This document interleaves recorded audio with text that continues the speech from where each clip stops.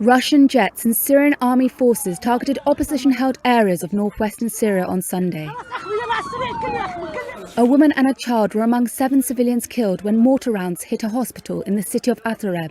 Videos obtained by Reuters from 2 witnesses show a ward damaged and civil defence rescuers carrying blood-stained patients outside. The Turkish Defence Ministry said Syrian army forces were behind that attack. Separately, Russian jets targeted a gas facility, cement factory and several towns and cities near Syria's border with Turkey. Sources say one airstrike came close to hitting the densely populated refugee camps in the area.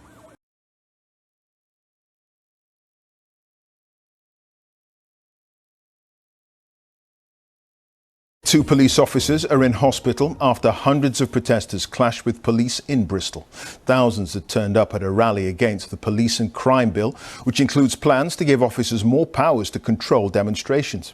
Avon and Somerset Police tonight condemned what they called disgraceful scenes and had to call on neighbouring forces for help.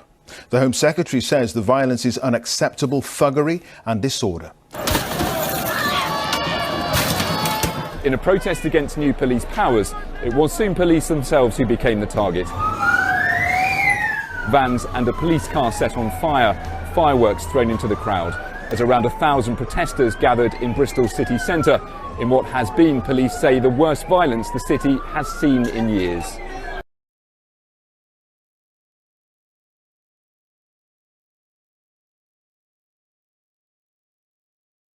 Thousands of Israelis chanting, "Bibi, go home." Demonstrators outside Prime Minister Benjamin Netanyahu's Jerusalem residence on Saturday, just days ahead of a general election.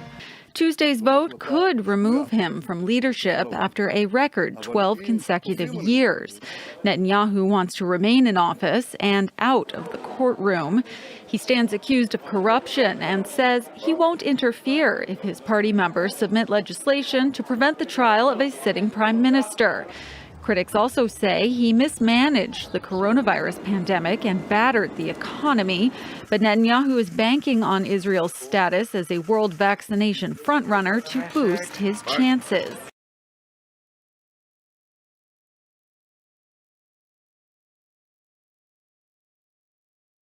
Sydney is starting to feel the full force of the destructive weather front that's been smashing our state, leaving homes and livelihoods underwater and communities on edge. It's our city's west and northwest that are mostly in the danger zone as we go to air. The Hawkesbury and Nepean rivers causing that threat. The Nepean rising to levels higher than the Great Flood of 1961. Along the Nepean River, evacuation orders are in place for western parts of Penrith, as well as Jamison Town and Mulgoa. Warragamba Dam can hold no more. Torrents of water are surging over the spillway. Brown water 1 second, raging white water the next. A man-made waterfall dwarfing a lone dam worker taking in a breathtaking view. And this is where all that water is flowing.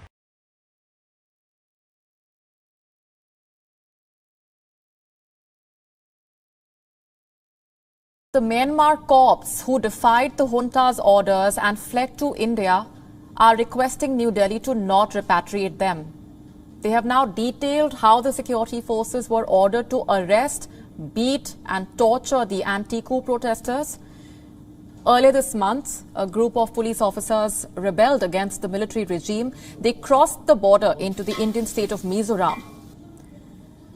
More than 200 protesters have been killed in the ongoing crackdown. Many have fled to neighbouring India, but the Indian government has not disclosed an official figure. Mizoram, which shares a 500-kilometre border with Myanmar, finds itself on the front lines. The Chief Minister has promised food and shelter for the fleeing Myanmar citizens.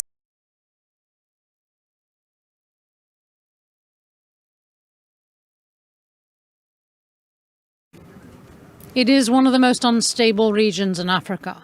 Tillaberi is located in the so-called tri-border area, or the zone where Niger, Burkina Faso and Mali's borders meet. Since January, there have been 3 attacks here, killing more than 150 people. Civilians are often targeted by armed gunmen, like they were here last Monday near the Malian border. For Niger's new government, the security challenge is vast. Since the summer of 2019, repeated attacks in the region have killed more than 300 people. They're carried out by a range of groups linked to Al-Qaeda and the Islamic State group. Last Monday's raid killed nearly 70 people, many of whom were returning from a food market when they were attacked.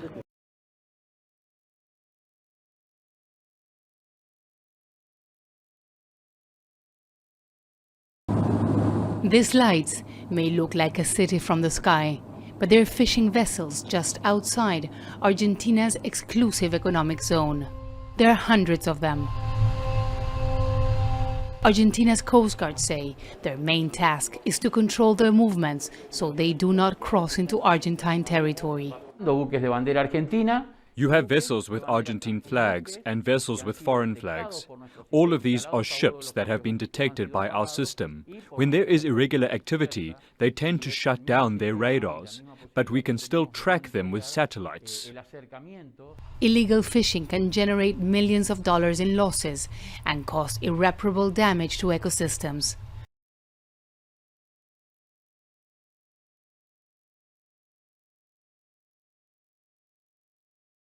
Former President Trump hasn't been on social media in months after being kicked off Facebook and Twitter. But earlier today on Media Buzz, Trump senior advisor Jason Miller says that we could see him back online in a different way.